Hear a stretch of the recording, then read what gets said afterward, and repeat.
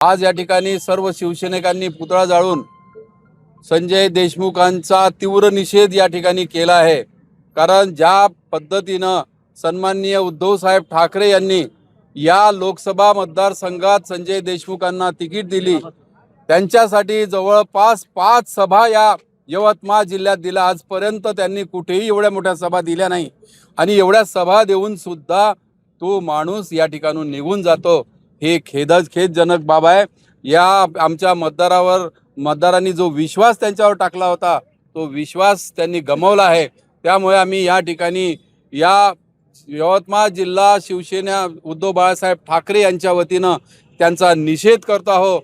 कारण या ठिकाणी जे काही महत्त्वाचे निर्णय या ठिकाणी आजपर्यंत आमचा एक नेता म्हणून आम्ही मानत होतो, ज्यांच्या भरोशावर आम्ही या ठिकाणी सर्व कार्यकर्ते त्यांच्या विश्वासावर काम करत होतो, त्यांनी तो विश्वास संपादन केला नाही आणि आमच्यातून निघून गेले।